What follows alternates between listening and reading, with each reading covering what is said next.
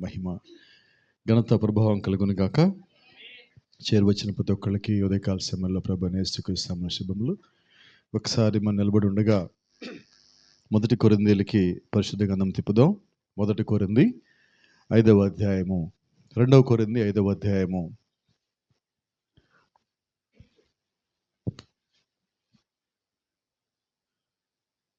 2 కొరింథీ 5వ అధ్యాయము మొదటి నుంచి చదువుదాం. భూమి మీద మన గుడారమైన ఈ నివాసము శిథిలమైపోయినను చేతి పని కాక దేవుని చేత కట్టబడినదు నిత్యమైనదినైన నివాసము పరలోకమందున మనకున్నదని ఎరుగుదుము. Praise the Lord. మనము దిగంబరులము కాక వస్త్రము ధరించుకుని వారంగా కనబడదుము. కాబట్టి పరలోకం నుండి వచ్చి మన నివాసము దీనిపైన ధరించుకొన ఆపేక్షించుచు దీనిలో మూలుగుచున్నాము. ఈ గుడారంలోనున్న మనము భారము మోసుకొని మూలుగుచున్నాము. ఇది తీసివేయవలని కాదు, కానీ మర్త్యమైనది జీవము చేత మింగివేయబడినట్లు ఆ నివాసము దీనిపైన ధరించుకొని కోరుచున్నాము.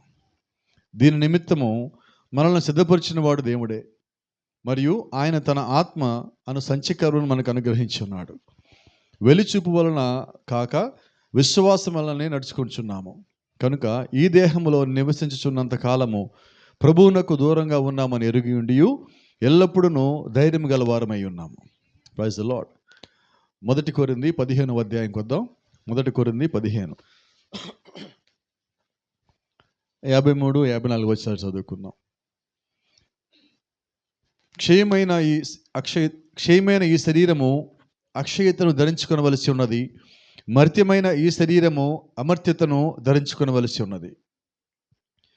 ఈ క్షయమైనది అక్షయతను ధరించుకున్నప్పుడు, ఈ మర్త్యమైనది అమర్త్యతను ధరించుకున్నప్పుడు విజయమందు మరణము మింగివేయబడును అని వ్రాయబడిన వాక్యము నెరవేరును. ఆమేన్. ప్రార్థించుకుందాం.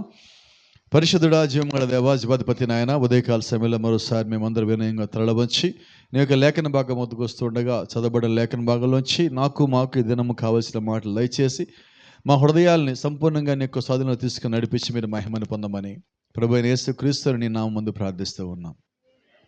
ఆమేన్. God bless you. అందరం కూర్చుందాం.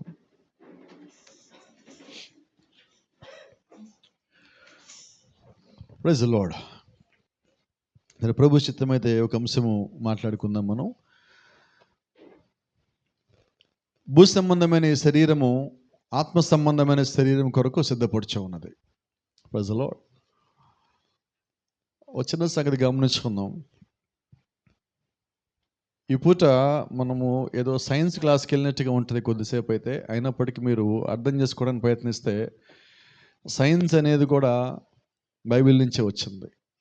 జ్ఞానం అనేది బైబిల్ నుంచే వచ్చింది. అన్నీ దేవుడు బైబిల్ నుంచే ఇచ్చాడు. దాన్ని మనం తీసుకునే విధంగా తీసుకుంటే మన శరీరంలో ఇంత జరుగుతూ ఉండదని ఈ పూట మనకు తెలుస్తుంది.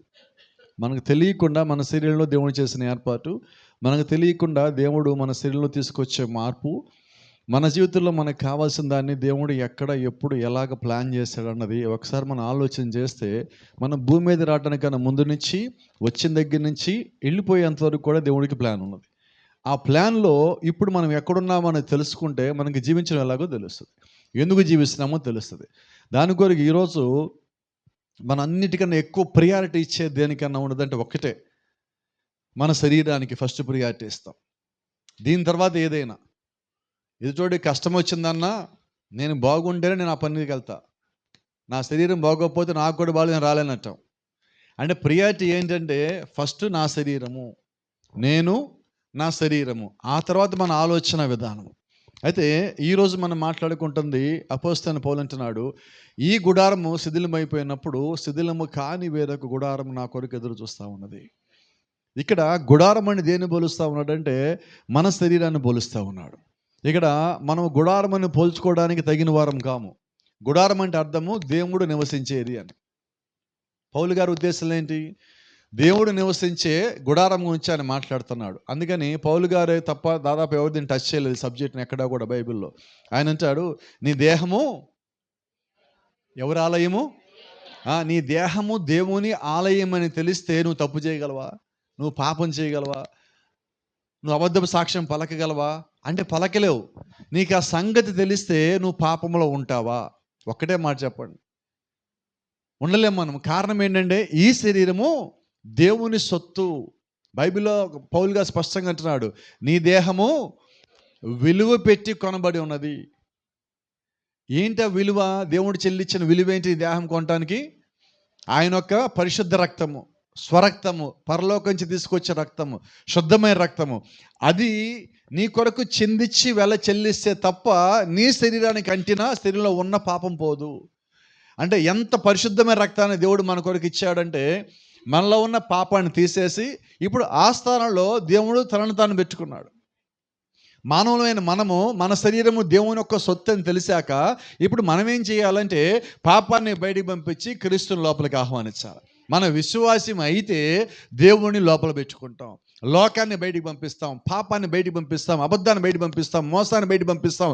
లోకంలో ఉన్న ప్రతి ఒక్క వ్యర్థమైన దాన్ని నీ దేహము దేవుడు యొక్క వెలపెట్టి కొనబడిందని తెలిసిన తర్వాత నువ్వు లోపల ఉంచవు. అంతెందుకండి, మనం ఒక మంచి ఇల్లు కొన్నాం, శుభ్రంగా ఉంది, తెల్లగా ఉంది, మొత్తం కింద మార్బుల్స్ పైన అంతా మొత్తం వైట్ పెయింట్ అంతా వేసి ఉన్నాం. ఎవరైనా తీసుకొచ్చి ఒక మురికి వస్తువు పెడితే మీరేం చేస్తారు? చెప్పండి, ఏం చేస్తారు? త్వరగా చెప్పండి. ప్రేమిస్తారు వాళ్ళని, కౌగిలించుకుంటారా, ముద్దు పెట్టుకుంటారా, పైకెత్తుకుంటారా, ఒళ్ళో వెతుకునే సంగలు ఎక్కించుకుంటారా? ఏం చేస్తారు చెప్పండి? ముందు దాన్ని తీసి బయటపడేస్తారు, పెట్టినోడిని తిడతారు. ఇప్పుడు ఈ ఇల్లుకి ఓనర్ ఎవరంటే ప్రభు అయిన యేసుక్రీస్తు. ఇప్పుడు ఈ ఇంట్లో నీ ఇష్టం వచ్చింది పెట్టడానికి వీలు లేదు, ఎందుకంటే ఈ ఇల్లు నీది కాదు. నీ ఇల్లుని ఆయన కొనుక్కున్నాడు, కొనుక్కొని నీకు ఇచ్చాడు జాగ్రత్తగా వాడుకోమని. ఇప్పుడు ఆయన కొనుక్కొని నిన్ను వాడుకోమని ఇస్తే నువ్వు దాన్ని ఎలా చూడాలి? వినపడలేదండి నాకు ఎక్కడ కూడా.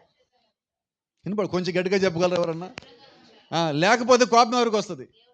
మీ దగ్గర ఒక ఇల్లు ఉన్నది, ఇల్లు మీరు అద్దెకిచ్చారు, అద్దెకి తీసుకున్న వ్యక్తి సరిగా చూడకపోతే ఏం చేస్తారు?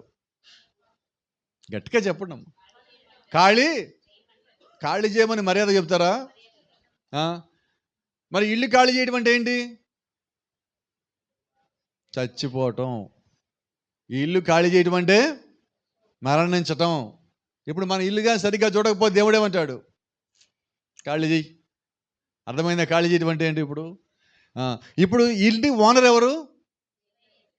మనకు ఆ సంగతి ఎప్పుడన్నా మన జ్ఞాపకం ఉండదా? ఈ ఇంటి ఓనర్ నాతో ఒక మాట చెప్పాడు, ప్రతి ఆదివారం వారానికి 2 సార్లు ఈ బాడీని తీసుకెళ్ళి చర్చిలో పెట్టన్నాడు. ఇప్పుడు చెప్పండి, మనం ఏం చేద్దాం? ఇప్పుడు ఆ ఇంటి ఓనర్ చెప్పినట్టుగా నేను చేయాలా వద్దా? చేయకపోతే ఆయన ఏమంటాడు? కాబట్టి జాగ్రత్త. నీ శరీరము విలువ పెట్టి కొనబడి ఉన్నది, నీ శరీరము పరిశుద్ధాత్మకు ఆలయమై ఉన్నదని నీవు ఎరుగవా? దేవుడు ఆయన ఆలయంగా ఉండటానికి నిన్ను కొనుక్కున్నాడు, ఆయన ఆలయంగా ఉండటానికి దేవుడు నిన్ను కట్టుకున్నాడు. కాబట్టి ఈ శరీరము చాలా విలువైనది. ఇంకొక మాటలో మాట్లాడితే పౌలు గారు అంటున్నాడు, ఈ శరీరము దేవుని ఆలయమే. అయితే ఈ శరీరానికి వయసు పెరిగిన తర్వాత ఈ శరీరం శిథిలమైపోతుంది, ఈ శరీరం పాడైపోతుంది. ఈ శరీరం ఎక్కడి నుంచి వచ్చిందో అక్కడికి వెళ్ళిపోవాలి. దేవుడు ఆదాముతో చెప్పిన మాట మళ్ళీ మీకు జ్ఞాపకం చేస్తున్నా, నువ్వు మట్టిలోంచి వచ్చావు కాబట్టి తిరిగి మన్నైపోదువు. ఇది మట్టిలోంచి వచ్చింది, తిరిగి మన్నైపోవాలా. ఇది భూమి మీద పడిపోయిన మానవ జాతిలోంచి మనకు వచ్చిన శాపం. అయితే దేవుడు ఏం చేశాడు? ఈ శాపాన్ని ఇలాగే ఉంచాడు, దీన్ని తీయలేదండి. ఇది ఇలాగే ఉంచి ఏం చేస్తాడంటే, ఈ శరీరము శిథిలమైపోయినా, ఈ గుడారం పాడైపోయినా, శిథిలము కానీ వేరొక గుడారం నీ కొరకు రెడీగా ఉన్నది. Praise the Lord. ఇప్పుడు దేవుడు మన కొరకు రెడీగా ఉంచిన బాడీ ఏంటంటే ఆ బాడీ. మనం ఏమనుకుంటున్నాం? ఈ బాడీ జాగ్రత్తగా ఉంటే చాలంటున్నాం. దేవుడు అంటున్నాడు, ఈ బాడీ నీకు ముఖ్యమైనది కాదు, ఆ బాడీ ముఖ్యమైనది అంటున్నాడు. ఎందుకని? ఈ శరీరము కొద్ది రోజులు ఉంటుంది, తర్వాత కనపడదు, తర్వాత శరీరం మన మధ్యలో ఉండదు, ఆ మనిషి మన మధ్యలో ఉన్నాడు. కేవలము మనము ఈ శరీరంలో ఉన్నంత వరకే మనం ఒకరినొకరు చూడగలము. అయితే మీకు ఒక మాటను గ్యారంటీగా చెప్పగలను, ప్రభువైన యేసుక్రీస్తు నామమును బట్టి, ఈ శరీరం విడిచిపోయిన తర్వాత కూడా మళ్ళా మనము ఒకరినొకరు చూడగలమండి. ఎలాగా? నువ్వు ఆ శరీరం పొందుకున్నప్పుడు నువ్వు మళ్ళీ అదే వ్యక్తిని కలవగలవు. అంటే దేవుడు చేసిన ఏర్పాటు ఏంటంటే, ఈ శరీరము టెంపరరీ. ఎలాగ టెంపరరీ అంటే, దేవుడు మనం ఆదికాండంలో 1వ అధ్యాయంలో 26-27 వచనంలో సృష్టించినప్పుడు మనల్ని ఆయన రూపంలో, ఆయన పోలికలో సృష్టించాడు. నిజమేనా? 2వ అధ్యాయంలో అదే దేవుడు ఎలా సృష్టించాడంటే, మట్టిలోంచి ఒక రూపాన్ని చేసి, ఆయన రూపంలో చేసిన రూపాన్ని ఈ మట్టి శరీరం లోపల పంపించాడు. 2 శరీరాలు మనకు ఉన్నాయి. ఇప్పుడు పైకి కనిపించే మట్టి శరీరము, అయితే దేవుడు మొట్టమొదటిగా సృష్టించిన ఆదికాండం 1వ అధ్యాయం 26, 27 వచ్చి సృష్టించిన శరీరము ఇది నిత్యత్వము నిమిత్తం సృష్టించబడిన శరీరము. దానికి పాపం అంటదు, మురికి అంటదు, తప్పు ఉండదు, అబద్ధం ఉండదు, మోసం ఉండదు. ఇంకో సంగతి, అది రక్తమాంసాలు కలిగి లేదు. అది వృద్ధులైపోదు, తల్ల నెరిసిపోవటం ఉండదు, ముఖం మీద ముడతలు పట్టడం ఉండదు, ఏది ఉండదు. అవునా? ఎంత కష్టం అలా ఉండాలంటే. ఈరోజు మనకి వయసు పెరుగుతూ ఉందంటే ఏం చేస్తామండి? కొంచెం చెప్పండి. ఇటుపక్కన అటుపక్కన ఇటుపక్కన చెప్పండి నాకు. వయసు కవర్ చేయడానికి ఏం చేస్తాం? జుట్టు రంగు చెప్పండి, ఇంకా ముఖానికి మేకప్, ఇంకా ఏం చేస్తున్నామంటే మనము కవరప్ చేస్తున్నాం. అవునా కాదా? నేను అంటున్నాను, నువ్వు కలర్ వేసావు సరే, దేవుడికి నీ కలర్ అంటే తెలీదు. చెప్పండి, ఇప్పుడు ఏం చేద్దాం? ఇప్పుడు చెప్పనా, మనం ఎవరిని మోసం చేసాం? దేవుణ్ణి చేయలేరు మీరు మోసము. ఎవరిని మోసం చేసాం ఇప్పుడు?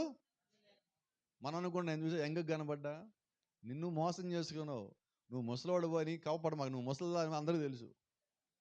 కానీ ఏం చేశా నేను? ఇప్పుడు అంటల్లా బయటికి వెళ్తుంటే కొంతమంది వస్తామంటారు, వాళ్ళు మొత్తము తలకి రంగేస్తారు, మొఖానికి రంగేస్తారు, కానీ మొఖానికి ముడతలు ఎక్కడ పోతాయి? అప్పుడేమంటారు? ముసలోడు చూసారా రంగేసుకుని వచ్చాడు అంటారు. మన ముఖం అనపోయిన పక్కెళ్ళని అంటారు. ఇప్పుడు వాడికి కూడా తెలిసిపోయింది, ఇంక నువ్వెందుకు అలా చేయటం అంటున్నాను నేను. కాబట్టి వేరే వారిని నువ్వు మోసం చేయలేవు, దేవుణ్ణి మోసం చేయలేవు, నిన్ను నువ్వే మోసం చేసుకోవటము. అయితే ఈ గుడారానికి నువ్వేం చేసినా ఈ టెంపరీయే. చెప్పండి, ఏం చేద్దాం? కూలిపోయి ఒక ఇల్లు ఉందండి, ఎన్ని రిపేర్లు చేస్తారు? ఎందుకని?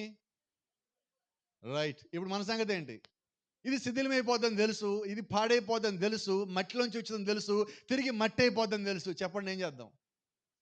పాస్టర్ గారు మీరు అంటున్నారు కానీ మా మనసుకి అది గుచ్చుకుంటుంది తెలుసా? అసలుకి మట్టి మట్టి అంటారేంటి? ఇది ఎట్లాంటి శరీరం ఇది? ఒక 40 ఏళ్ళు, ఒక 70 ఏళ్ళు వచ్చాక మన సంగతి అని చెప్పండి. ఒక 70, 80 ఏళ్ళు వచ్చిన తర్వాత ఎవరైనా వారి శరీరం గురించి ఆలోచన చేస్తారా? మరి ఏం ఆలోచన చేస్తారు అప్పుడు? అప్పుడు మనకి భక్తి వస్తుంది. అంతేనా కదా? ప్రభువా నన్ను తీసుకెళ్ళిపోయిన ఆయన అంటాడు. నిన్ను తీసుకెళ్ళి ఆయన ఏం చేసుకోవాలా? ఉన్నంతకాలం ఏం చేసే భూమి మీద? ఒక పని చేసామా? మంచి పని చేసామా? దేవుని దగ్గరికి వెళ్ళే పని ఒకటి చేసామా? థియోఫనీ గురించి ఆలోచన చేసామా? ఒక మహిమా శరీరం ఉంది ఆలోచన చేసామా? ఈ శరీరం దేవుని సొత్తు అని ఆలోచన చేసామా? దీని లోపల దేవుడు ఉండాలని ఆలోచన చేసామా? ఏమీ చేయలా. ఇప్పుడు నాకు చేయడానికి వీల్లేదు కాబట్టి ఇప్పుడు ఏమంటున్నావు? ప్రభువా యేసయ్యా నన్ను తీసుకెళ్ళిపోయా, ఇవన్నీ నేను చూడలేకపోతున్నా. నువ్వు చేసినవన్నీ ఎవరు చూశారు? ఆయన చూడలేదా నువ్వు చేసినవన్నీ? పాపాలు, అక్రమాలు చూడకూడనని ఆయన చూశాడు మనం చేసినవన్నీ. ఎస్సాను అన్నా, ఎవరు చెప్పరా ఇప్పుడేమి? అందరూ సమాధానం తెచ్చారనుకుంటారు నాకు తెలిసినంతవరకు. కాబట్టి దేవుని దృష్టిలో మనం మంచి చేసామా, చెడ్డ చేసామా? కానీ మనం మంచోళ్ళు అయిపోగానే అందరూ చెడ్డోళ్ళు అయిపోతారు మనకి. కావద్దండి. నువ్వు దేవుని దృష్టికి మంచిగా ఉండు చాలు. మిగతా వాళ్ళు నీ గురించి ఏమనుకున్నా అస్సలు పట్టించుకోవద్దు. వాళ్ళ ముఖమే చూడాల్సిన అవసరమే లేదు. దేవుడు నీ గురించి ఏమనుకుంటున్నాడు? ఎందుకంటే నీ గురించి జాగ్రత్త కలిగిన వాడు దేవుడు ఒక్కటే. నిన్ను భద్రపరిచేవాడు, రక్షించేవాడు, కాపాడేవాడు. నీకు వచ్చిన శోధన కానీ, ఇబ్బంది కానీ, ప్రతి స్థితిలో మనుషులు నీ నుంచి దూరంగా ఉన్న దేవుడు ఆయన చెయ్యి నీ మీద తీయలా. మనిషిని విసిరేసిన, అసహించుకున్న, బంధువులు చేతులు దూరంగా సంఘం వదిలేసిన, కాపరిని వదిలేసిన, నీకు మాట చెప్తా, దేవుడిని వదిలిపెట్టడు. నేను దాన్ని ఎప్పుడు నమ్ముతా. నువ్వు మనుషులు నమ్ముకున్నావా? నిన్న కూడా మాట్లాడుకున్నాం, శుక్రవారం ఉదయం అనుకుంటా మన దగ్గర మాట్లాడుకున్నాం. అక్కడ నీ విశ్వాసము మనుషులను ఆధారం చేసుకొనక. Praise the lord. ఎవరిని ఆధారం చేసుకోవాలి? దేవుణ్ణి ఆధారం చేసుకొని ఉండాలి. కాబట్టి ఈరోజు మన విశ్వాసం మనిషి మీద పెడితే ఆ మనిషి మళ్ళీ మోసం చేస్తాడు. నువ్వు దేవుడి మీద పెట్టాక దేవుడు మోసం చేసే వ్యక్తే భూమి మీద లేడు. Praise the Lord. అయితే ఒక చిన్న మాట చెప్తా. మీకు అందరూ తెలుసు, ఆవాలు భూమి మీద చల్లినప్పుడు 2-3 రోజుల్లో మొలకలు వస్తాయి. అవునా? కానీ ఆ చెట్టు ఎంతకాలం ఉంటుంది? చెప్పండి త్వరగా. ధనియాలు చల్లితే చెట్టు వస్తుంది. ఏ చెట్టు వస్తుంది? వస్తుందా? ఎంతకాలం ఉంటుంది? మామిడికాయ టెంక నాటిది ఎంతకాలం ఉంటుంది? చెట్టు ఎంతకాలం ఉంటుంది? ఇక్కడ మనం గమనించాల్సింది ఏంటంటే, ఒక్కొక్క విత్తనానికి దేవుడు ఒక్కొక్క ఆయుష్ కాలం ఇచ్చాడు. అన్నీ ఒక్కలాగుండవు. అది తక్కువ ఉంది కదా అని, అది తప్పుడుది ఎక్కువ ఉంది కదా అని గొప్పదేంట నడవదు ఇక్కడ. కాకి ఎంతకాలం ఉంటుంది, హంస ఎంతకాలం బతుకుద్ది.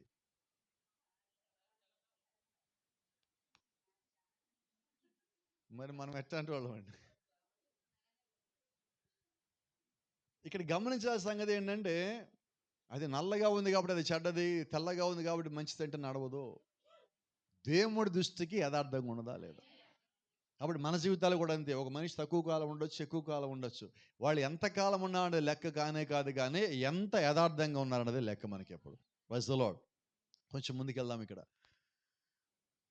దేవుడు మొట్టమొదటిగా మనం సృష్టించినప్పుడు ఆయన మనల్ని థియోఫనీలుగా సృష్టించాడు, అంటే వెలుగు శరీరాలుగా సృష్టించాడు. ఇంకొంచెం జాగ్రత్తగా మనం లోపలికి వెళ్ళినట్లయితే, మనము ఆ వెలుగు శరీరంలో ఉండగా, లేకపోతే మనకు అర్థమయ్యే భాషలో మాట్లాడదాం, ఆదాము ఏదైనా తోటలో ఎంతకాలం ఉన్నాడు? చిన్న ప్రశ్న అడిగా నేను. నాకన్నా సీనియర్లు అందరు బైబిల్లో ఇక్కడ. నన్ను అలా క్వశ్చన్ మార్క్ మొక్కతో చూడకండి. గమనించాల్సిన సంగతి ఏంటంటే, ఏదైనా తోటలో కాలం లేదు. నిత్యత్వంలో నీవు ఉండగా నీకు కాలం లేదు. ఏదైనా తోటలో ఆదాము అవ్వలు ఉండగా వాళ్ళకి కాలం లెక్కించబడాల. ఆదాము ఒక వయసు ఎప్పటి నుంచి లెక్కించబడిందంటే, ఏదైనా తోటలోంచి బయటికి పంపించబడ్డాక లెక్కించబడింది. అయితే గమనించండి, ఏదైనా తోటలోంచి వాళ్ళు బయటికి పంపించబడ్డాక అంటే, భూమి మీద ఆది పాపం అనేది జరిగిన తర్వాత అక్కడ నుంచి మనిషి అనేవాడు నిత్యత్వంలో నుండి కాలజీవంలోకి పడిపోయాడు. కాలము లేని కాలంలో నుంచి కాలమున్న కాలంలోకి కాలజీవిగా పడిపోయాడు. ఈ కాలజీవిగా పడిపోయిన మనము ఇప్పుడు కొద్దిమంది కోపం బాధ రావచ్చు, కోపడం మాకండి.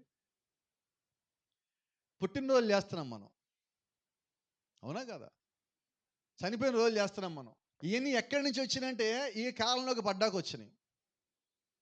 ఈ కాలంలోకి పడ్డాక వాటిని లెక్క పెట్టుకోవడం కోసం దేవుడు ఇవన్నీ చేసి పెట్టాడు. కాబట్టి ఇప్పుడు పుట్టినరోజు బాధ, సంతోషమా? వాస్తవంగా నువ్వు బాధపడాలా. ఎందుకని బాధపడాలి? నా జీవితంలో 1 సంవత్సరము కాలంలో కలిసిపోయింది, కాబట్టి ఇప్పుడు సంతోషం బాధ. రైట్. ఒక వ్యక్తి మరణిస్తే సంతోషం బాధ. చెప్పండి నిజంగా.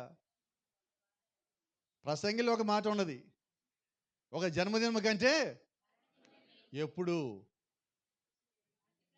బతికినంతకాలం తాగి తిరిగి ఇష్టానుసారంగా జీవించి లోకంలో ఉండి ఆడిని తిట్టి ఈయన తిట్టి అలాగే ఇలాగే జీవించి అప్పుడు మనం ఆ మాట రాసుకొని పెట్టుకున్నామా? కాదండి. ఎప్పుడు మనకి అది మేలంటే నువ్వు వాక్యానుసారంగా జీవించి, నువ్వు నిత్యము దేవుణ్ణి స్తుతిస్తూ ఉంటూ, నీ జీవితంలో ప్రతి ఒక్కదాన్ని నువ్వు దేవుడికి అప్పగించేసుకున్న తర్వాత ఇప్పుడు అది నీ జీవితంలో మేలై ఉంటుంది. అటువంటి జీవితం మనం జీవించాలని దేవుడు మన నుంచి ఆశిస్తున్నాడండి. అలాగే బ్రతకడం కొరకు, అలాగే బ్రతికిన వారు చెప్పాల్సిన మాట ఏంటంటే, వాళ్ళు కానీ చనిపోతే మనం చెప్పాల్సిన మాట ఏంటంటే, ఇదిగో వీరి జీవితంలో పుట్టిన దినం మీద మాకు తెలియదు కానీ మరణదినం మాత్రం మేలు. ఎందుకంటే వీళ్ళు మరణించి దేవుడి యొక్క సన్నిధికి వెళ్ళి ఉన్నారు. Praise the Lord. ఇంకొంచెం ముందుకు వెళ్దాం త్వరగా. ఎక్కడి నుంచి మనం వచ్చామంటే, ఏదైనా తోటలో నిత్యత్వంలో దేవుని యొక్క స్వరూపంలో ఆయన యొక్క పోలికలో ఉన్న మనము అక్కడి నుంచి ఈ మట్టి శరీరంలోకి వచ్చి పడ్డాం. కాలం లేని చోట నుంచి కాలం లోపలికి వచ్చాం. ఈ కాలం లోపల రావటానికి కారణం ఏంటంటే, పాపం మనల్ని తీసుకొచ్చి ఇక్కడ పడేసింది, అపరాధం మనల్ని ఇక్కడ తీసుకొచ్చి పడేసినది. అయితే ఇక్కడ వీటన్నిటి మధ్యలో ఆశ్చర్యమైన సంగతి ఏంటంటే, ఏదైనా తోటలో ఆదామవ్వలు, అవ్వ పాపం చేస్తుందని, ఆ పాపాన్ని ఆదాము ఒప్పుకుంటాడని, దేవుడు ఆదామవ్వల్ని బయటికి పంపిస్తాడని, ఇవన్నీ దేవుడికి తెలుసా తెలీదా? తెలుసు కదా ముందుగానే. ఇప్పుడు తెలిసి దేవుడు ఏం చేశాడు? బైబిల్లో ఒక మాట ఉన్నది, ఆ మాట మీకు చదివితే దేవుడు యొక్క ప్లాన్ ఏంటి అర్థమవుతుంది. గొర్రెపిల్ల ఎప్పుడు వధించబడింది? జగత్కి పునాది వేయబడక మునిపే. అంటే జగత్తు పునాది వేయబడటానికన్నా ముందుగానే భూమి మీద మానవులు పాపంలోకి వెళ్తారని, ఆ పాపం తీసేయటానికి దేవుడు గొర్రెపిల్లగా రావాలని, ఆ గొర్రెపిల్ల వధించబడాలని దేవుడికి ముందే తెలుసు. అవునా? ఇప్పుడు మనం అంత పురాతనానికి వెళ్ళొద్దు కానీ, జగత్ పునాదికన్నా ముందు మన గురించి వద్దాం. మనం భూమి మీదకి వచ్చి మంచిగా ఉంటామో చెడ్డగా ఉంటామో దేవుడికి తెలుసా తెలీదా? ఇప్పుడు మనం మంచోళ్ళమా కాదా? ఏదో అని చెప్పండి, నాకు సమాధానం ఎమ్మటే. నేను అంటున్నా కదా, నాకు కూడా సమాధానం ఇవ్వండి. నేను కూడా మీతో పాటు ఒకడిని, నాకు ప్రత్యేకంగా ఏమీ లేదు. మంచోళ్ళం మనం. మంచోళ్ళు వచ్చి చర్చికి చేయొద్దు నీ పూట. చెడ్డోళ్ళు నిజంగా చెడ్డోళ్ళు వచ్చి మాతో చేయొద్దు నీ పూట. మనం ఒక డైలమాలో ఉంటాం. ఏంటంటే డైలమా, కొన్నిసార్లు మనం కోపం వస్తే ఒక మాట అంటాం. చెప్పండి ఏమంటాం? నా కోపం వస్తే నేను అది సంగతి. అర్థమైందా? అంటే ఇప్పుడు మనం ఎవరు ఇప్పుడు? ఇక ఆలే ప్రవక్త అంటాడు, భూమి మీద దేవుడు అన్ని జాతుల కన్నా ఉన్నతమైన జాతిగా మానవ జాతి సృష్టించాడు అన్నాడు. అన్నిటికన్నా తక్కువ జాతిగా జంతువులు సృష్టించాడు. మనం కోపం వస్తే ఏమంటున్నాం? నేను మనిషినే కాదంటే ఎవరు? అది సంగతి. అంటే మన లోపల ఎవరున్నారు ఇప్పుడు?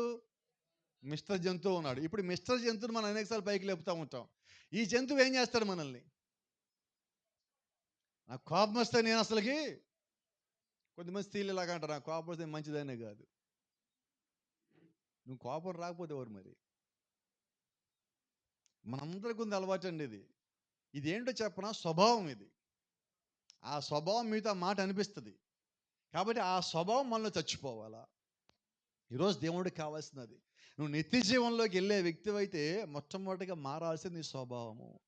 దేవుడు నీ నుంచి నా నుంచి ఆశిస్తున్నది స్వభావం యొక్క మార్పు. దేవుడు రక్తం కాచింది నిన్ను కేవలం కాపాడేయడానికి, నీ కేవలం స్వస్థ ఇవ్వటానికి కాదు, మన స్వభావం మార్చడానికి.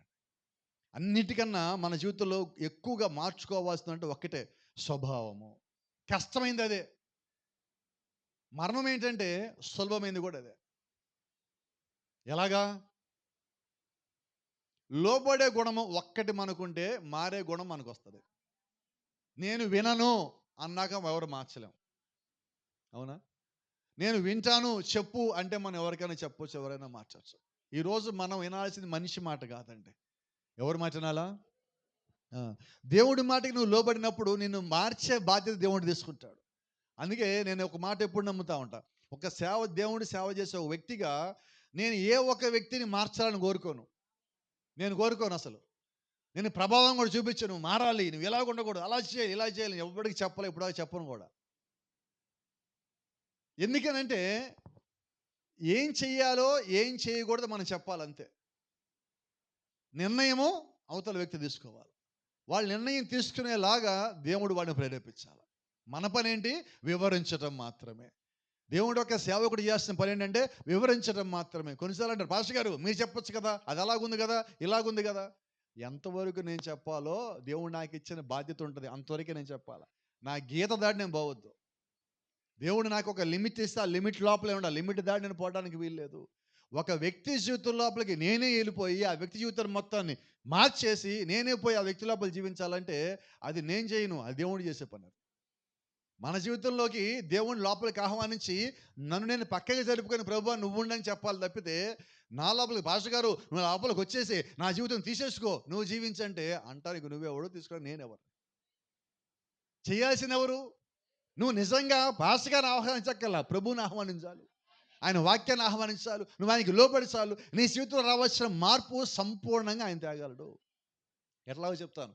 ఆదికాండం 2వ అధ్యాయంలో దేవుడు ఒక మట్టి శరీరం తీసుకొని ఆ మట్టి శరీరం లోపలికి ఆదికాండం 1వ అధ్యాయంలో సృష్టించిన ఆత్మని వారి నాసికాంధ్రముల ద్వారా లోపల పంపించిన తర్వాత బైబిల్ అంటుంది వాడు జీవాత్మాయను. అప్పుడు దాకా ఆత్మ లేదు.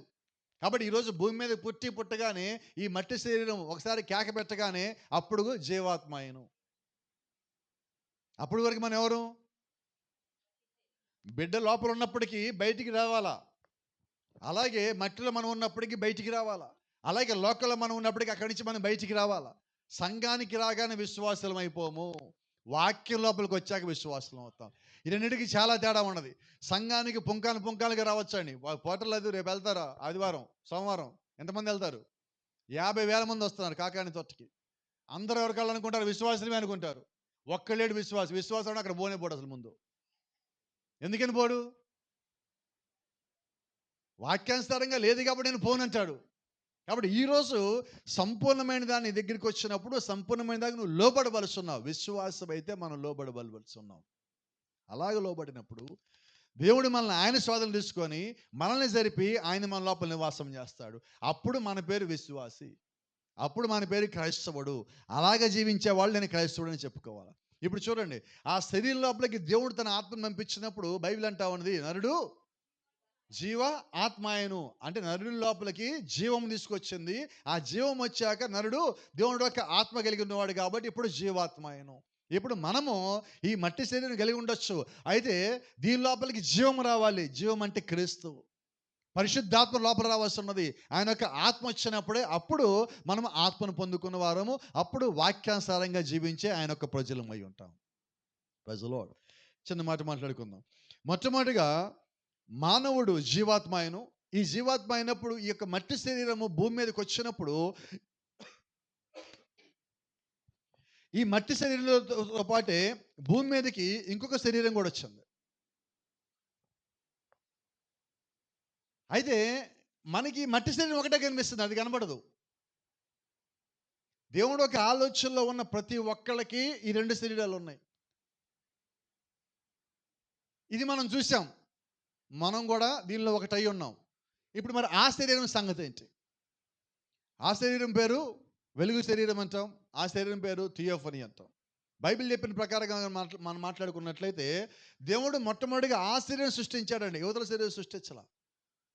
వచ్చిన మాట ఉంది, he first created as theophany beings. దేవుడు మొట్టమొదటిగా మనం సృష్టించినప్పుడు వెలుగు శరీరదాలుగా మనం సృష్టించాడు. When the death Angel comes, ఎప్పుడైతే మరణపు దూత వస్తాడో, will be changed from the a creature of time. ఇప్పుడు మనము కాలజీవులుగా ఉన్నాం. మరణం వచ్చి మనల్ని కొట్టిన తర్వాత, మన ఆత్మ మనల్ని విడిచిపెట్టిపోయిన తర్వాత మనమే కాలజీవులం కావు. మళ్ళా మన నిత్యత్వంలోకి వెళ్ళిన వాళ్ళమై ఉన్నాం. అంటే మళ్ళీ మనకి సంవత్సరాలు లేవు, పుట్టినరోజులు లేవండి. అక్కడ ఎక్కడికి వెళ్తాం? ఇక్కడి నుంచి కాలం లేని దాంట్లోకి వెళ్ళాం. కాలం లేని దాంట్లోకి వెళ్ళి లెక్క ఎక్కడ ఉంది కాలానికి? దేవుడు జీవించిన కాలానికి లెక్కే లేదండి. ఇప్పుడు మనల్ని ఏం చేశాడంటే దేవుడు ఆయన జీవించే చోటుకి తీసుకుని పోతున్నాడు. ఆయన మనకి ఇచ్చిన వాగ్దానం ఏంటి? నేను వచ్చి నేను ఉండు చోటికి మిమ్మల్ని తీసుకొని పోతాను. ఇప్పుడు దేవుడు ఉండే స్థితి, దేవుడు ఉండే స్థానానికి ఆయన మనల్ని పట్టుకెళ్తానంటున్నాడు. అక్కడ కాలం అనేదే లేదు. ఇప్పుడు మనం కాలంలో ఉన్నాం కాబట్టి మనకి వయసు పెరుగుతూ ఉన్నది. చిన్నప్పుడు ఎలాగున్నాం, ఇప్పుడు ఎలాగున్నాం, ఇంకొక 25-30 ఏళ్ళకి ఎలాగుంటాం, 70-80 ఏళ్ళకి ఎలాగుంటాం. వయసు పెరుగుతున్న కొద్దీ శరీరం పనిచేయటం మానేస్తూ ఉంటుంది. ఇప్పుడు ఆ స్థితిలోకి వచ్చున్నాం. అయితే ఇక్కడ ఒక మాట ఉన్నది, the flesh will separate from the super natural. ఎప్పుడైతే మరణం మనల్ని తాకినదో మన శరీరంలో ఉన్న రక్త మాంసాలు, మన శరీరంలో ఉన్న దేవుడు పెట్టిన ఆ మొట్టమొదటి ఆత్మ అనే వెలుగు ఉంది కదా, రెండు వేరైపోతాయి. రెండు వేరు. అక్కడ ఒక మాట ఉంది, light and darkness will separate again. వెలుగు చీకటి రెండు మళ్ళా వేరవుతాయి. మళ్ళా వేరవుతాయి అంటే అర్థం ఏంటో తెలుసా? అంతకుముందే వేరయ్యని. ఆదికాండం 1వ అధ్యాయంలో దేవుడు వెలుగుని చీకటిని వేరుపరిచాడు. ఇప్పుడు కూడా మరణపు దూత మనల్ని తాకగానే మనము కూడా వేరైపోతున్నాం.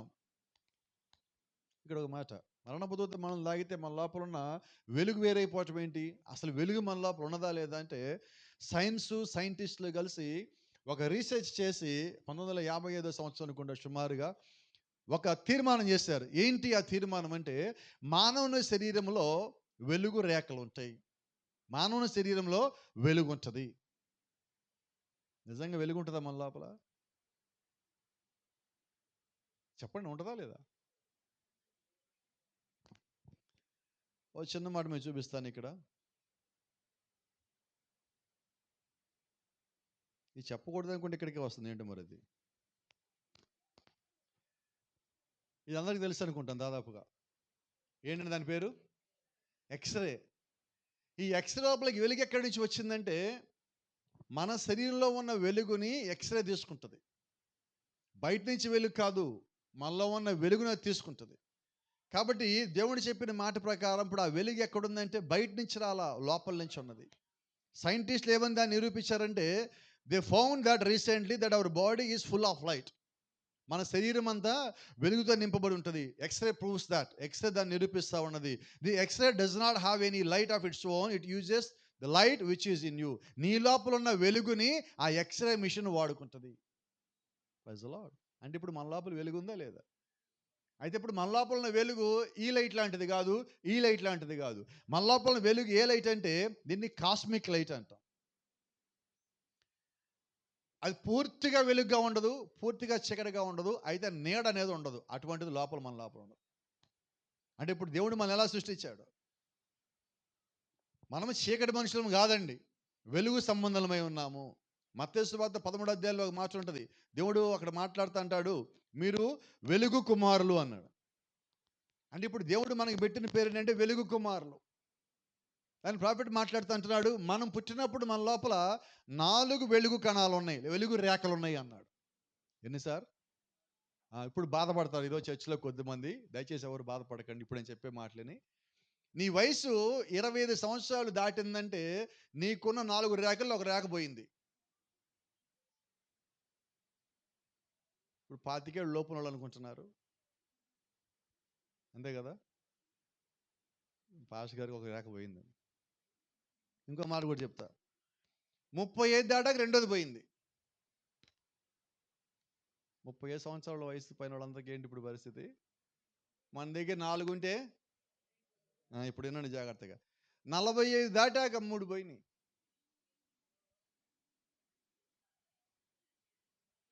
అది 60-65 వచ్చేసరికి నీ జీవితంలో మిగిలింది ఒకటే. అర్థమైందా? ఎందుకని మనం 25 లోపు పరిగెత్తుతూ ఉంటాం అమ్మా? ఇప్పుడు తెలిసి మీ మరమ ఇదే చెప్పా కదా, ఇది సైన్స్ మాట్లాడుకుంటాం ఈ పూట అనుకోండి కాసేపు. ఎలా పరిగెత్తుదాం?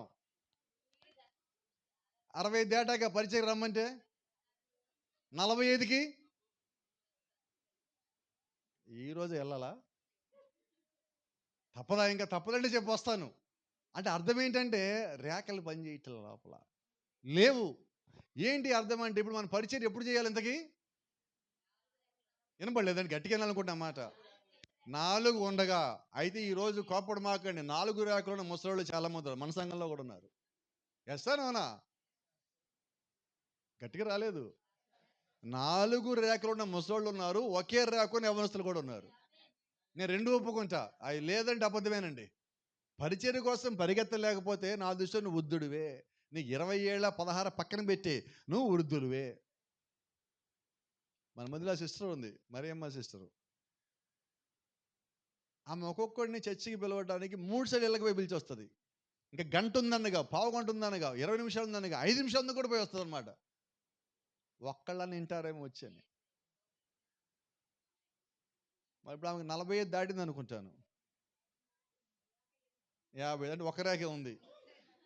మరి ఒక్క రేఖ ఉన్న ఆమె అట్ట పరిగెత్తా ఉంటే మిగతా 4 రేఖల సంగతి అని చెప్పండి. ఈ పూట 4 రేఖలలో కదలలేకపోతాంటే అర్థం ఏంటి? వయసు ఎవరిది ఎక్కువ? కాబట్టి ఈ రోజు నుంచి నేను అనుకుంటున్నా, ప్రతి రేఖ ఉన్నోళ్ళు పని చేస్తారు అనుకుంటున్నాను. నేను ఎక్కడ రాదు నాకు తెలుసు. మీరేమో వస్తానన్నారు, నేనేమో ఆపను. మీ పని అదే, నా పని ఇదే కదా. గమనించాల్సిన సంగతి ఏంటంటే మన జీవితంలో దేవుడు మనకి శక్తికి కావాల్సినవి పెట్టాడు, బలానికి కావాల్సినవి పెట్టాడు, ఆరోగ్యానికి కావాల్సినవి పెట్టాడు. వీటన్నిటితో పాటు దేవుడు ఏం చేస్తారంటే కొద్ది మందికి ఒకటి ఇచ్చాడు దేవుడు, దాని పేరు విశ్వాసము. ఏమన్ నా శరీర స్థితి ఎలాగున్నప్పటికీ దేవుడు నన్ను నడిపిస్తాడు అనే నమ్మకం నీవు కలిగి ఉన్నప్పుడు నువ్వు దేవుడి పనిలో బహుబలంగానే ముందుకెళ్తావు. నీకు బంధకాలు ఉండవు, నీకు ఇబ్బందులు ఉండవు, నీకు శోధనలు ఉండవు. ఆకాశం ఇరిగి నీ మీద పడుతున్నా, తుఫాన్లు వచ్చినా, పిడుగులు పడుతున్నా కూడా నీలో ఉన్న విశ్వాసాన్ని కొద్ది కూడా కదపలేదు. అటువంటి విశ్వాసం కలిగిన వారిని దేవుడు కుమారులు కుమార్తెలు అంటారు.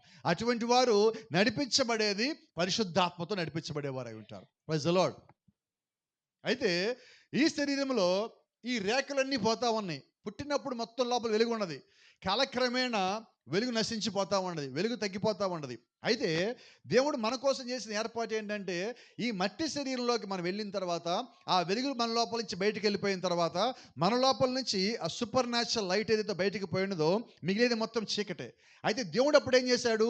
ఈ చీకటి కలిగిన మట్టి శరీరాన్ని విడిచిపెట్టి, రక్తమాంసములు ఎండిపోయే శరీరాన్ని దేవుడు విడిచిపెట్టి, ఈ గుడారం శిథిలమైపోయినప్పుడు నీ లోపల ఆత్మను దేవుడు బయటికి తీసుకొచ్చి నీ ఆత్మ కొరకు దేవుడు వేరొక శరీరం సిద్ధపరిచించాడు.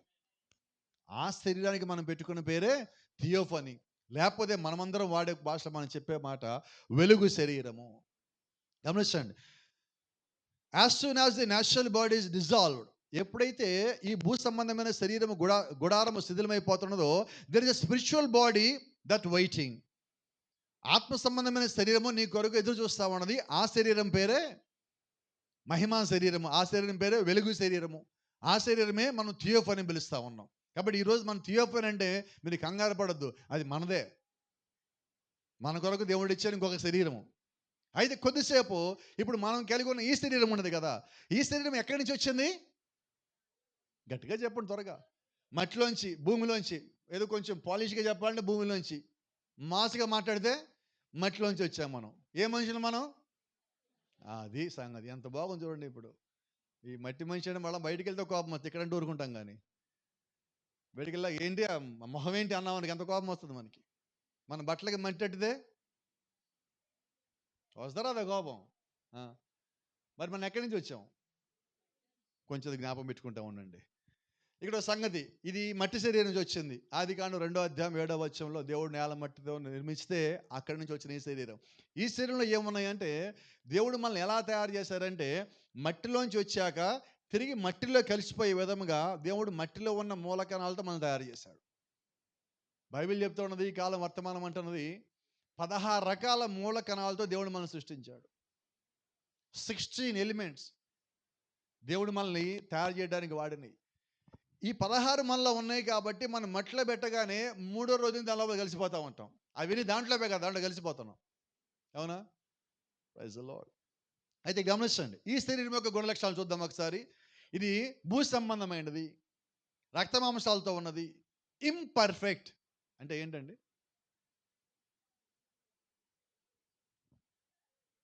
సరిగా లేనిది, దేంటో కరెక్ట్గా ఉండదు, దాని పేరు ఇంపర్ఫెక్ట్ అంటాం. తర్వాత మార్టల్, మరణించేది.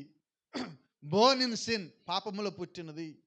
లవ్స్ ద వరల్డ్, లోకాన్ని ప్రేమిస్తుంది. Written in the book of life, జీవగ్రంథంలో రాయబడినది. నీడ్స్ న్యూ బర్త్, కొత్త జన్మ అవసరమై ఉన్నది. నెగిటివ్, ఇప్పుడు మనకు ఉన్న ఈ శరీరం పేరు నెగిటివ్ బాడీ అంటాం దీన్ని. ఇది పాజిటివ్ కాదు. మీకు ఈ కాలంలో చాలామంది తెలియదు అనుకుంటా. ఒక ఫోటో అని, ఒక నెగిటివ్ అని 2 ఉంటాయి, తెలుసా మీకు ఎవరికన్నా? ఇక్కడ ఫోటో ఎలాగుంటుంది, నెగిటివ్ ఎలాగుంటుంది? నెగిటివ్లో మనం చూసుకుంటే ఎలాగుంటుంది? రాత్రి కల్లోకి వస్తుందండి.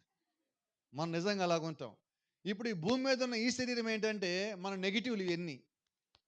మన ఫోటోనేమో పైన ఉన్నది, అది బాగున్నది. ఇక్కడ మనం ఎలాగున్నాం?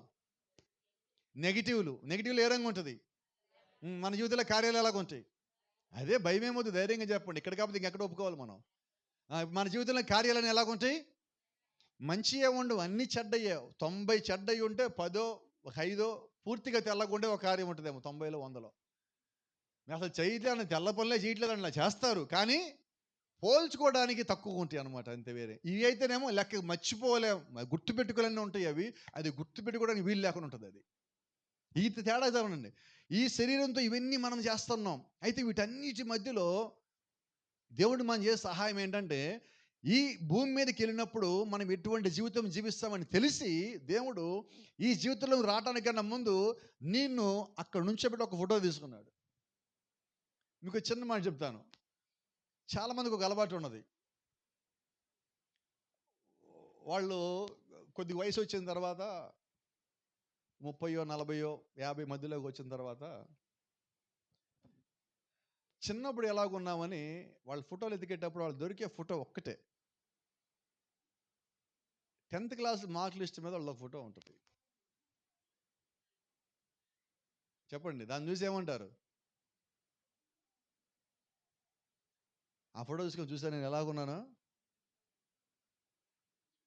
మీకు తెలుసో తెలియదు, ఆ 10th క్లాస్లో ఆ పాస్పోర్ట్ ఫోటో దిగడానికి ఎలా రెడీ అయ్యేలావు నీకు ఒక్కడికే తెలుసు, ఇంకెవడికి తెలియదు.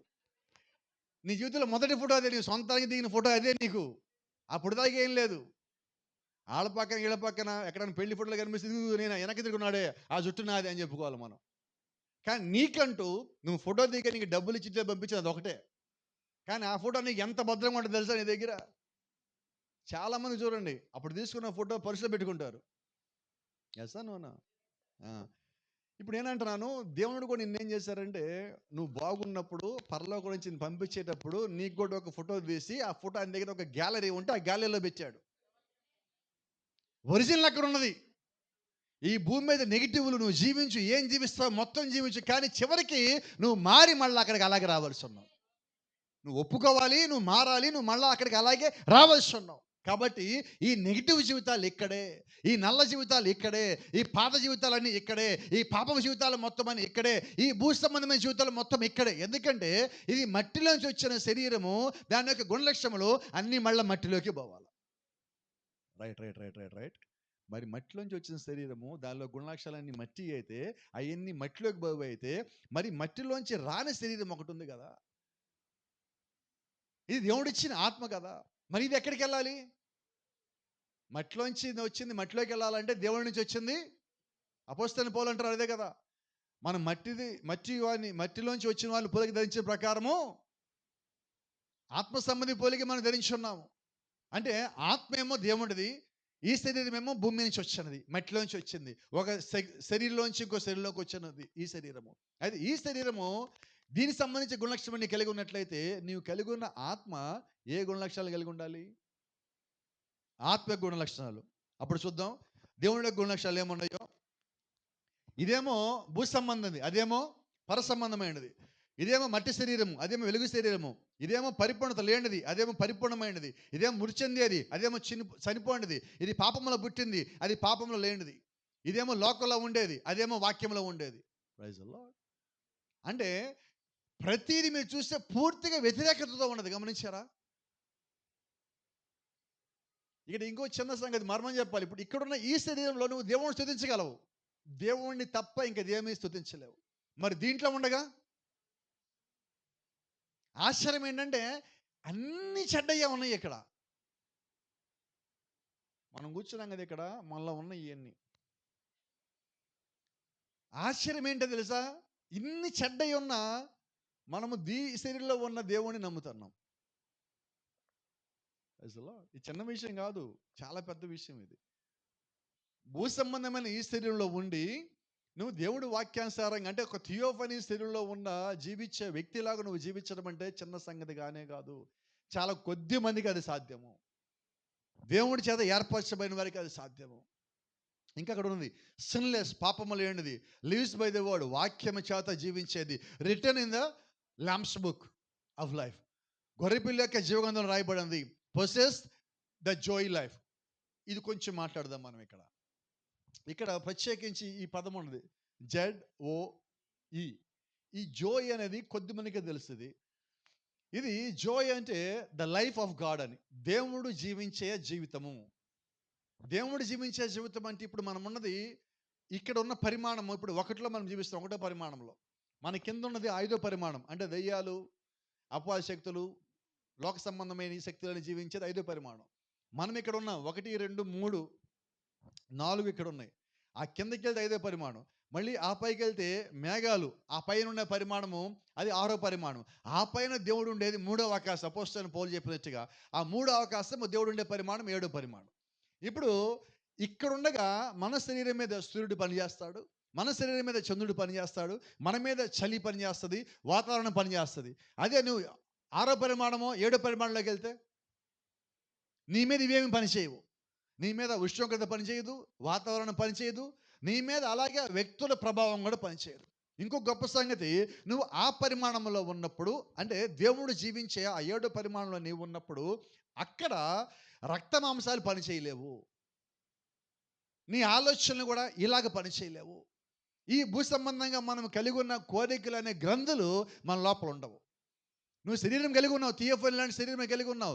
అయితే ఈ మానవ శరీరం లాంటిది అది కూడా. అయితే ఆ శరీరంలో ఈ శరీరంలో ఉన్న కోరికలు, లక్షణాలు ఏమి ఉండవు. అటువంటి దేవుడు మనకిచ్చాడు. ఆ శరీరము దేవుడు కలిగి ఉన్న శరీరం, ఆ శరీరం దేవుడు మనకిచ్చాడు. నువ్వు దాంట్లో ఉండగా తప్పు చేయాలని ఆలోచన కూడా రాలేవు. ఇంకా గొప్ప సంగతి ZOE అంటే, దేవుడు ఉన్న చోట వెలుగు తప్ప నీడ ఉండదు. ఏంటి సార్ అది? వెలుగు తప్ప నీడ ఉండదు. మీరు ఎప్పుడైనా చూడండి, ఇప్పుడు అక్కడ లైట్ ఉన్నది, వెనకాలన్న ట్యూబ్ లైట్ ఉన్న ఆ స్టాండ్కి నీడ పడుతుంది, కానీ ఆ ట్యూబ్ లైట్లో వెలిగి నీడ రాదు. కరెక్టేనా? ఇలాగ అర్థం అవుతుంది మనకు త్వరగా. ఇప్పుడు అగ్గిపుల్లకి వచ్చేదా నీడ, పైన వచ్చే వెలుగుకి వచ్చేదా నీడ? అగ్గిపుల్లకి నీడ ఉంది, పైన వచ్చే మంటకి నీడ రాదు. ఎందుకని?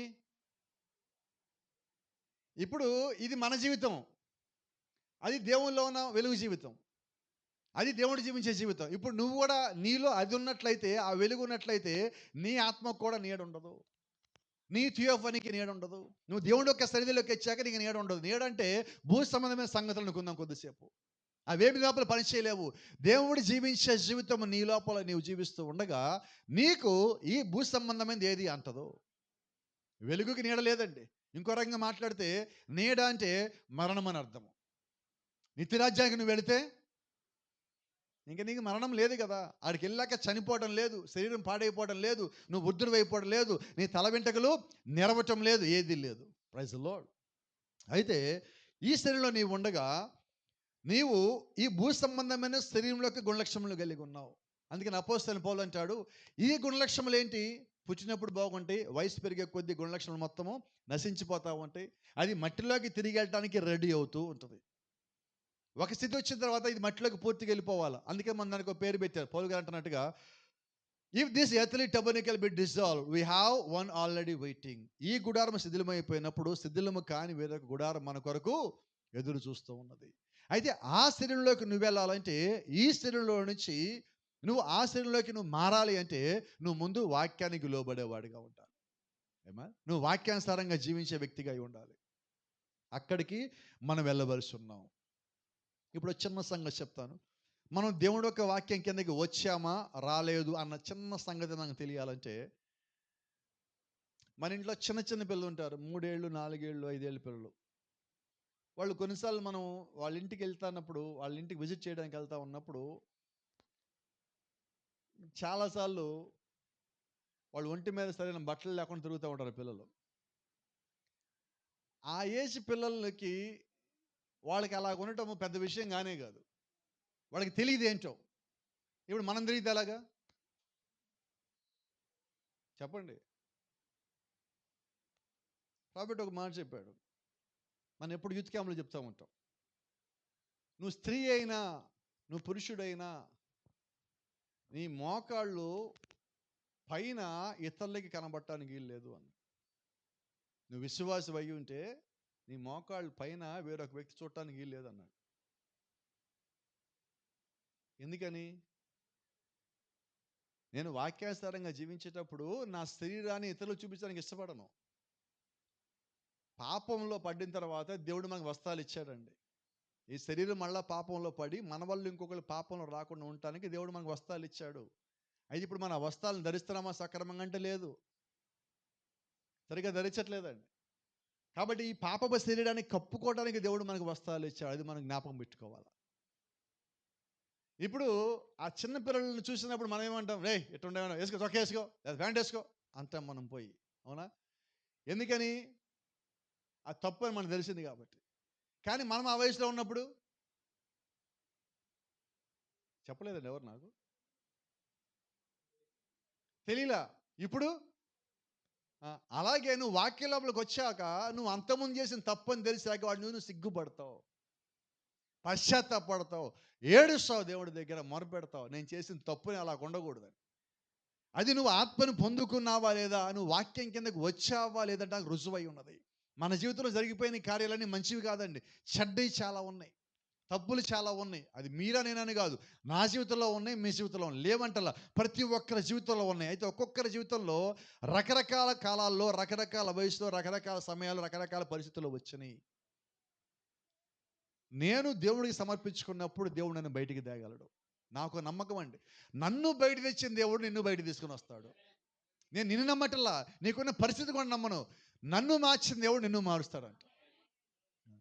ఎందుకంటే నేను జీవించిన జీవితము పూర్తిగా సినిమా ఇండస్ట్రీ నుంచి వచ్చిన జీవితం. అక్కడున్న తళుకు బెళుకులు ప్రపంచం మీకు ఎక్కడా దొరకవు. దాంట్లోనే హయ్యెస్ట్ పెయిడ్ ఇండియాలో ఎక్కువ జీతం ఎక్కువ డబ్బులు తీసుకునే వ్యక్తిని. మరి అంత స్థితిలో ఉన్నప్పుడు ఎటువంటి జీవితం నేను చూసి ఉండాలా? అంత భయంకరమైన జీవితంలో నుంచి పేరు ప్రఖ్యాతులు అంటే ఎంత చెడిపోవాలని చెడిపోవడానికి అక్కడే ఉంటుంది. అటువంటి దాంట్లోంచి నన్ను తెచ్చిన దేవుడు నేను తేడా అంటున్నా. అంత స్థితిలో అక్కడి నుంచి తీసుకొచ్చి ఇదిగో ఈరోజు ఈ బలిపీఠం వెనకాల నుంచోబెట్టి, పరిశుద్ధమైన స్థలం నుంచోబెట్టి వాక్యం చెప్పే స్థితికి తీసుకొచ్చారంటే దేవుడు నన్ను కొట్టకుండా తెచ్చాడా, తిట్టకుండా తెచ్చాడా, బుజ్జగించి లాలించి తెచ్చాడా? ఖచ్చితంగా కొడతాడు, తిడతాడు. ఎందుకంటే ముందు మనం మాట్లాడుకున్నాం, ఆయన ఇంట్లో నేనున్నా సక్రమంగా లేనప్పుడు ఏం చేశాడు? నాకు తెలిసి దేవుడు 6 నెలలు మంచం పడుకోబెట్టాడు. అప్పుడు దండం పెట్టి ఒక మాట అన్నాడు, ప్రభువా నన్ను కానీ నువ్వు కానీ ఈ మంచం మంచి లేపితే నీ ఇల్లంతా శుభ్రంగా ఉంచుతా. ఆయన ఇల్లేది ఇదే. ఆ, దేవుడికి ఆ రోజు మాట ఇచ్చాం, అది సంగతి. ఇదిగో ఈ రోజు వరకు ఇలా ఉన్నాం. కాబట్టి నేను దేవుడికి మాట ఇచ్చినప్పుడు ఆ మాట నేను కట్టుబడి ఉన్నంత కాలము దేవుడు నన్ను కాపాడే దేవుడు ఉంటాడు. అలాగే మనము కూడా ఆయనకు ఒక మాట ఇద్దాం, ఆ మాట కట్టుబడి ఉందాం. ఆయన ఇంట్లో మనం ఉంటున్నాం, మర్చిపోమాకండి. నా ఇల్లు అంటాం, నా ఇష్టం అంటానికి ఈలే లేదు. ఇది దేవుని ఇల్లు, ఇది దేవుని సొత్తు అయి ఉన్నది. అయితే ఇది అందరూ అనగలరా మాట? అనలేమండి. దానికి కూడా కారణం ఏంటి? ఒక చిన్న మాట ఉంది ఇక్కడ. ఈరోజు మనం వాక్యం చదివి ఈ వాక్యం నేను ఉన్నాను అంటున్నాం. అయితే అది వాక్యంగా రాయబట్టానికన్నా ముందు పలకబడాలి. అది పలకబట్టానికన్నా ముందుగా ఆలోచనలోకి రావాలి. అవునా? ఇప్పుడు మీ దగ్గర పుస్తకం ఉన్నది, మీరు పెన్ను తీసుకోండి, రాయండి ఏదో ఒకటి. ఏం రాస్తారు? ఆలోచనలో ఏమీ రాకుండా పేపర్ మీద పెన్ను కదలదు. మీ పేరు కూడా మీరు రాయలేరండి. పుస్తకం మీకు ఇస్తాను, ఆలోచన లేకుండా రాయండి, రాయలేరు. అంటే పేరు కూడా ముందు ఆలోచనలోకి రావాలా. అలాగే దేవుడికి నా పేరు ఆలోచనలోకి వచ్చాకే, ఆయన లోపల అనుకున్నాకే, అది వ్యక్తపరచబడ్డాకే, అది ఆలోచన వాక్యంగా వచ్చాకే ఆ వాక్యంలో నేను ఉంటాను. అంటే అది వాక్యంగా రావాలి అంటే ముందు ఆలోచన అయి ఉండాలి. Praise the Lord. ఒక చెట్టుకు ఫలాలు రావాలంటే ముందు అది విత్తనంలో ఉండాలి. ఆ విత్తనంలో ఉంటేనే చెట్టు ఫలాల్లోకి అది వస్తుంది.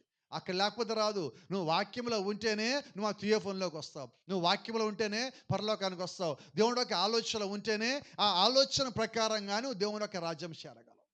ఇది అందరికీ సాధ్యం కాదండి. అయితే దేవుళ్ళో ఉన్న వాళ్ళకి అసాధ్యం కాదు. దేవుడు ఏర్పరిచిన మార్గంలో నీవు నేను రావలసి ఉన్నాం. ఇక్కడ మాట్లాడినది, you will never be the word. నువ్వు ఇంకా పరిపూర్ణమైన వాక్యంగా మారలేదు. ఆయన ఆలోచనలో ఉంటే నువ్వు ఖచ్చితంగా వాక్యంలో ఉంటావు. వాక్యంలో ఉంటే నువ్వు సంపూర్ణమైన వాక్యం అవుతావు. మనం ఇంకా సంపూర్ణంగా అవ్వలేదు. See you cannot be the word unless you are a thought. నువ్వు వాక్యముగా ఆలోచనగా లేకపోతే వాక్యం అవ్వలేవు. ఇప్పుడు నేను ఆయన ఆలోచనలో ఉండాలి, అప్పుడే వాక్యం అవుతా. వాక్యం అయ్యాకే దేవుడు నా జీవితంలో పని చేయగలడు. నా జీవితంలో దేవుడు లేకుండా దేవుడు పని చేయలేడు. ఎందుకని ఈ మాట ఇప్పుడు మనం చెప్పుకోవాల్సి వస్తుందంటే, కాలం యొక్క అంతానికి వచ్చేసాం. కాలం యొక్క అంతంలో దేవుడు నాటిన ప్రతి ఒక్క విత్తనము కూడా దాని ఫలములు ఇవ్వాలి. మనకి బైబిల్లో లేదా లోకంలో కూడా ఒక మాట అంటాం, అందరికీ తెలిసిన మాటే, వాడుక భాష పదాలు వాడుతున్నాను నేను.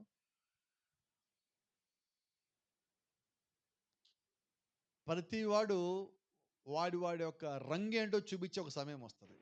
ఎస్సాగా నిజమైన మాట. ప్రతి వాడు ఇప్పుడు ఎవరి రంగు ఏంటో బయటపడే కాలం ఇప్పుడు మనం ఉన్నాం. మనం ఎవరెవరికేం చెప్పక్కర్లా, ఆ సమయం వచ్చాక వాళ్ళ రంగు బయటపడతా ఉంటుంది. మనం అంటాం సమయం వచ్చిందండి, వాడు రంగు బయటపడింది. ఎప్పుడు అంటున్నాం మనం ఆ మాట? వారెవరో మనకి తెలిసిన తర్వాత. ఇప్పుడు నేనేమంటానంటే, వాళ్ళెవరో బయటపడటం కాదు, మనం ఎవరో బయటపడుతుంది. ఆ కాలంలో ఇప్పుడు మనం జీవిస్తున్నాం. భూమి మీద ఒక జంతువు ఉండదు, చిన్న జంతువే, ఓసర వెళ్ళి అని ఒక పేరు దానికి, కెమిలియన్ అంటారు దాన్ని. దాని పని ఏంటి? ఎందుకు మారుస్తుంది అది? గట్టిగా చెప్పండి త్వరగా. దాని స్వభావం అది. అయితే అది చెడ్డది కాదు అసలు. ఓసర వెళ్ళి దాన్ని మనం చెడ్డ పదానికి వాడుతున్నాం మనం. వాస్తవంగా అది తాను కాపాడుకోవడానికి దేవుడు ఇచ్చే దాని గిఫ్ట్ అది. అవునా? కానీ మనం ఏం చేస్తున్నాం? దాన్ని పూర్తిగా వ్యతిరేకంగా వాడుతున్నాం మనం. దేవుడు దానికి వరం ఇచ్చాడు. అది చెట్టులో ఉండి చెట్టు రంగులో, రాళ్ళలో ఉండి రాళ్ళ రంగులో, వేరే వాళ్ళు దాన్ని చంపకుండా ఉండటం కొరకు అది రంగులు మార్చుకునే శక్తి దేవుడు దానికి ఇచ్చాడు. మనకి మాత్రము దేవుడు ఒకే రంగు ఇచ్చాడు. నువ్వు పైకి రూపానికి ఏ రంగులో ఉన్నప్పటికీ నీ లోపల రూపం మాత్రం తెల్లగా దేవుడికి కనబడాలి. నీ పై రూపం దేవుడు చుట్టల్లా. కాబట్టి ఇప్పుడు మనం కాలం యొక్క అంతంలో ఉన్నాం కాబట్టి నిజమైనది బయటకు వచ్చేది. ఇప్పుడు ఈ శరీరము, ఈ గుడారము విడిచిపెట్టిపోయే కాలము సాయంకాల సమయము. ఇదిగో మనం ఎక్కడ ఉన్నాం ఇప్పుడు. మన కొరకు వేరొక గుడారం రెడీగా ఉన్నది. ఆ గుడారము నీ కొరకు నా కొరకు సిద్ధంగా ఉన్నది. అయితే ఇది క్రీస్తు యొక్క రెండో రాకడి కాలం అంటున్నాం. మనము ఈ కాలం యొక్క ముగింపులో క్రీస్తుని చూడవలసి ఉన్నాం. మరి అదే కానీ సత్యమైతే బైబిల్ అంటున్నట్టుగా ఇది యేసుక్రీస్తు యొక్క రెండో రాకడి యొక్క కాలమైనట్లయితే ఈ మట్టి శరీరంలో నువ్వు వెళ్ళి క్రీస్తుని కలవలేవు.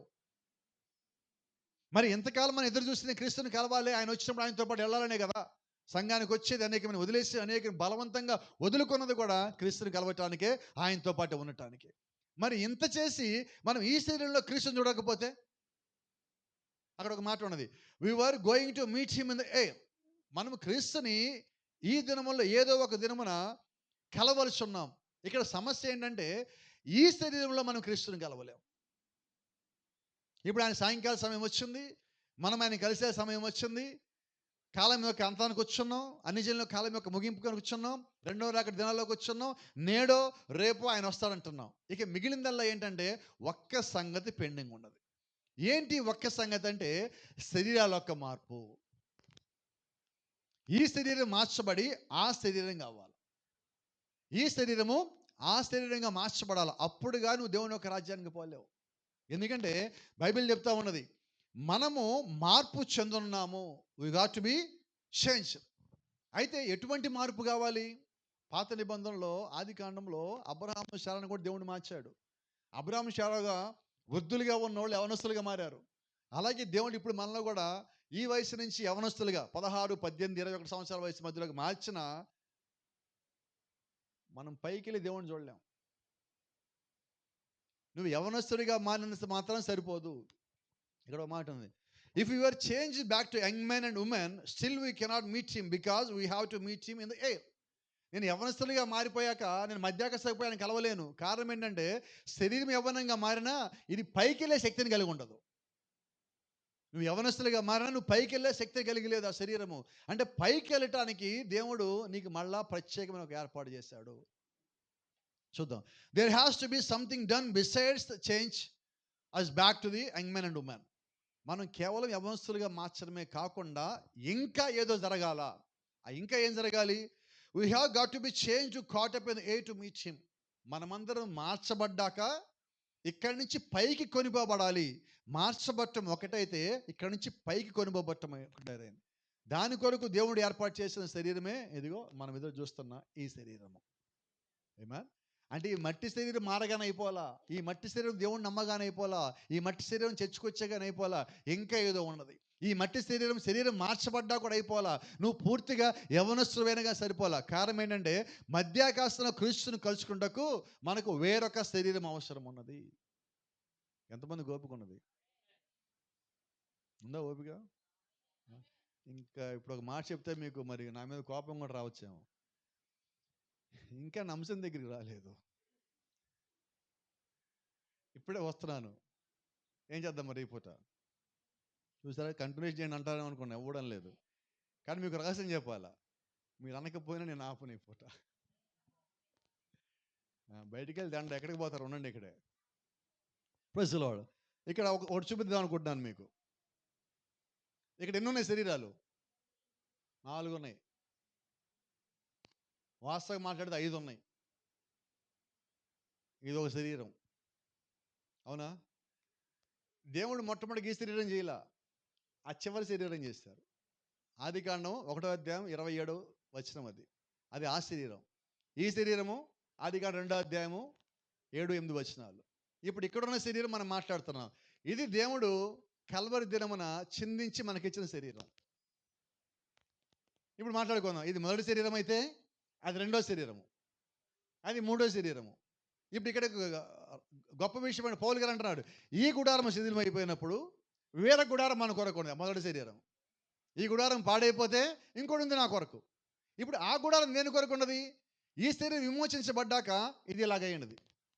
ఇప్పుడు విమోచించబడిన శరీరాన్ని దేవుడు ముందుగా సిద్ధపరిచిన శరీరము, ఆ శరీరము ఈ శరీరం తీసుకుంటే ఈ రెండు కలిసి ఈ శరీరం అవుతుంది. అది సంగతి. ఏంటది? ఏ సైన్స్ క్లాస్ లాగుందా? ఏం పర్లేదండి. ఇది మట్టి శరీరము, అది మహిమా శరీరము, అది విమోచించబడిన శరీరము. విమోచించబడిన శరీరము మహిమా శరీరము కలిస్తే ఇది ఇప్పుడు క్షమించండి, ఆ థియోఫనీ వెలుగు శరీరము విమోచన శరీరం రెండు కలిసి ఇది మహిమా శరీరం అవుతుంది. దీన్ని గ్లోరిఫైడ్ బాడీ అంటాం. క్రీస్తుని కలవాలంటే ఈ శరీరం పైకి పోదు. ఆ శరీరం తీసుకెళ్లాలంటే ఆ శరీరము ఈ శరీరం తీసుకుపోదు. ఈ శరీరం శిథిలిపోయినప్పుడు విమోచించబడింది కాబట్టి ఈ శరీరం అవుతుంది. ఈ శరీరం నేరుగా పైకి పోదు. ఈ శరీరం నేరుగా పైకి పోదు కాబట్టి దేవుడు ఆ శరీరం ఏర్పాటు చేశాడు. అర్థమవుతుందా? ఈ శరీరం పైకి పోదు, ఈ శరీరం కిందకి పోయినది. లోపల ఆత్మ బయటకు వచ్చింది. ఈ ఆత్మ ఏంటి? ఇదిగో ఈ శరీరము. ఈ శరీరం పైకి ఎగరలేదు. ఈ శరీరం పైకి పోతుంది కాబట్టి దేవుడు ఏం చేశాడు? వేరొక గుడారం రెడీ చేశాడు. ఆ గుడారం ఆ గుడారం. ఇప్పుడు ఆ గుడారము ఈ శరీరాన్ని పట్టుకొని పైకి వెళ్తుంది. అప్పుడు ఇది ఈ శరీరంలాగా వస్తుంది. అదండి సంగతి. ఎక్కడున్నాం మనం ఇప్పుడు?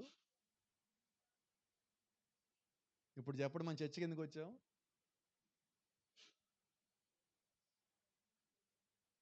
పాస్టర్ గారి కోసమా? పక్కన వాళ్ళ కోసమా? వాక్యం వింటానుక, ప్రార్థనక, విశ్వాసానికి దేనికి వచ్చారు? క్లారిటీ వచ్చినట్టేనే ఇప్పుడు. నాకు ఒక శరీరం ఉన్నది, నాకు అర్థమైంది ఇప్పటికి. అంతేనా? ఈ శరీరం ఏ శరీరము? ఇది మట్టి శరీరం. ఈ మట్టి శరీరం కాకుండా ఇంకో శరీరం ఉన్నది. ఇప్పుడు మనకి అర్థమైన సంగతి ఏంటంటే, ఈ మట్టి శరీరం పోగానే మనకు ఒక శరీరం వచ్చేది, విమోచించబడింది. ఈ మట్టి శరీరం పైకి పోదు, విమోచించబడ్డప్పటికీ ఆ శరీరం పైకి ఎగరదు. అది ఎగరాలంటే ఒక థియోఫనీ కావాలి. థియోఫనీ అక్కడి నుంచే వచ్చింది, అక్కడికే తీసుకుపోతుంది. థియోఫనీ ఏంటంటే ఒక వెహికల్ లాంటిది. మన భాషలో మాట్లాడితే అది ఇంకో carry bag. Praise the Lord. ఈ శరీరము క్యారీ బ్యాగ్. ఇది కూడా ఈ క్యారీ బ్యాగ్ ఏం మోసింది? లోపల ఉన్న విమోచన శరీరాన్ని మోసింది. ఇప్పుడు ఆ క్యారీ బ్యాగ్ ఏం చేస్తున్నది? ఈ విమోచన శరీరం తీసుకెళ్ళి పైన వదిలిపెట్టి వస్తుంది. అది సంగతి. కాబట్టి ఇప్పుడు దేవుడు మనకి ఎన్ని క్యారీ బ్యాగులు పెట్టాడు? భూ సంబంధమైన క్యారీ బ్యాగ్ ఒకటి, ఆత్మ సంబంధమైన క్యారీ బ్యాగ్ ఒకటి. ఇంతకీ ఆ శరీరమైన ఈ శరీరమైన చేసేది ఏంటంటే మనల్ని దేవుడి దగ్గర తీసుకుపోవడానికే చేయాలి. Praise the Lord. కొంచెం కష్టంగానే ఉంటుంది, అయినా కూడా మనం ఉందాం. The theophany comes to the earth to pick up the redeemed body. పరలోకం నుంచి వచ్చి ఆ థియోఫనీ విమోచించబడిన ఈ శరీరాన్ని తీసుకుపోవటానికే వస్తుంది. ఇప్పుడు మనం దాని కొరకు వెయిటింగ్. ఆమేన్. క్రీస్తు రాకడలో జరిగేది ఏంటి?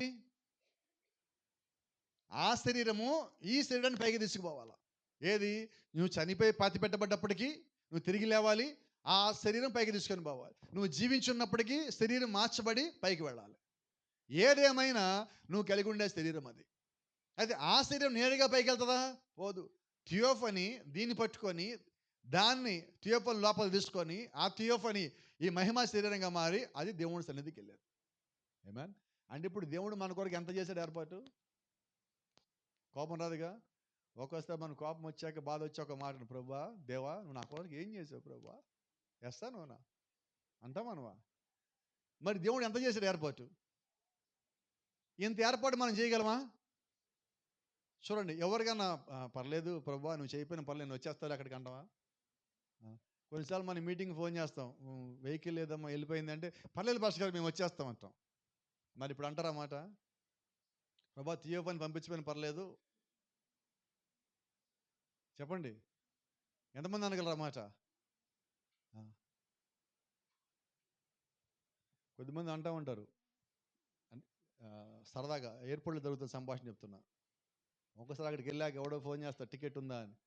వాళ్ళు చెక్ చేసి లేదు ఫ్లైట్కి అయిపోయిందంటారు. లేదు నుంచొని వస్తానని అంటుంటారు. ఫ్లైట్లో ఎవడో నుంచొని వస్తాడా? కానీ మనకు అలవాటు ఉంది కదా, ఆర్టీసీ బస్సులో, ఆటోలో, రైల్లో టికెట్లు ఏమైనా నుంచొని వస్తా పర్లేదండి, బయట మెట్ల దగ్గర నుంచుంటానంట. విమానంలో నడవదు. అలాగే నీకో మాట చెప్తున్నా, ఎత్తబాటులో కూడా నడవదు. కర్చీఫ్ వేసి పక్కన వాళ్ళకి ఆపడానికి నడవదు అక్కడ. కర్చీఫ్లు అక్కడ పని చేయవు. ఎవరు థియోఫైలు వాళ్ళకి అక్కడ పని చేస్తాయి. కాబట్టి దేవుడు రెడీ చేసిన దానికే నువ్వు రావాల్సి ఉన్నావు. మేము ముగింపుకొద్దాం. No matter how old I am, నేను ఎంత వృద్ధుడైన లెక్క కాదు, నా ముఖం మీద ఎంత ముడతలు పడ్డ లెక్క కాదు, నేను ఎటువంటి స్థితిలోకి వెళ్ళిపోయిన లెక్క కాదు, నా తల మీద వెంట్రుకలు ఎంత తెల్లబడ్డ లెక్క కాదు. ఎప్పుడైతే నా పాదములు అవతల ఒడ్డున తాకుతాయో నేను పోగొట్టుకున్న సమస్య నేను మళ్ళీ తిరిగి పొందుకుంటాను. ఆమేన్. అంటే దేవుడు చేసిన ఏర్పాటు ఎటువంటిది? I will be the twinkling of an eye which change. రెప్పపాటు కాలములో నేను మార్పు చెందుతాను. దేవుడు యొక్క శరీరము ఈ శరీరం నుంచి ఆ శరీరంగా మనం మారటానికి, ఈ శరీరం నుంచి వచ్చిన విమోచించబడిన శరీరాన్ని ఆ థియోఫనీ తీసుకోవడానికి ఎక్కువ టైం పట్టదు. రెప్పపాటు కాలం మనం దానిలోకి వెళ్తాం. ఆయన రాకడ అలాగా, మనం ఇక్కడ మాటం ఇలాగా, రెండు రెప్పపాటు కాలంలో జరగవస్తున్నాయి. I will be young man again. మళ్ళీ నేను తిరిగి యవనస్తుడిగా మారుతా. ఎక్కడి నుంచి? ఈ స్థితి నుంచి మళ్ళీ తిరిగి ఆ స్థితికి వెళ్ళవలసి ఉన్నాం. Praise the Lord. ఇది మనము కవర్ చేసేది కాదండి. మనం చేసే మేకప్ వల్ల మనం వెనక్కిపోలేము. మనం పూసే రంగుల వల్ల, పోటల వల్ల మనం వెనక్కిపోలేము. ఇది పూర్తిగా నువ్వు వాక్య ప్రకారంగా జీవించిన దానికి నువ్వు వెనక్కిపోవటమై ఉంటది. అవునా? మనం ముఖానికి కలర్ మార్చుకోవడానికి, శరీరానికి కలర్ మార్చుకోవడానికి, తలకి రంగులేయడానికి ఎంత ఖర్చు పెడతాం? వినబడలేదండి. ఏమో చప్పుడు రావట్లేదు. చెప్తే మేము వాడతానేమో అనుకుంటారేమో భాష, కానీ చాలామంది బయటకి పడకపోవచ్చు. అయినా కూడా ఒక మాట చెప్తున్నా. నువ్వు బయటికి ఖర్చు పెట్టాల్సింది శరీరానికి సంబంధించి ఖర్చు పెట్టేదానికన్నా ఆత్మ కొరకు ఎక్కువ ఖర్చు పెట్టు. ఎందుకంటే అది శాశ్వతమైనది. ఇక్కడ నువ్వు ఎంతకాలం ఉంటావు? మీ కుటుంబాల్లో ఒకసారి నాకు జ్ఞాపకం చేయండి. 80 సంవత్సరాలు దాటి ఎంతమంది ఉన్నారు జీవిస్తున్నవాళ్ళు? 80 దాటి 90, 100, 80 లేని భాషగా 100 అంటారని అంటారా? అంతే అనుకుంటాను ఇంచుమించుగా. అంటే మనం ఆలోచించండి, మనకన్నా ముందు వాళ్ళు 80 లేకపోతే మన సంగతి ఏంటి?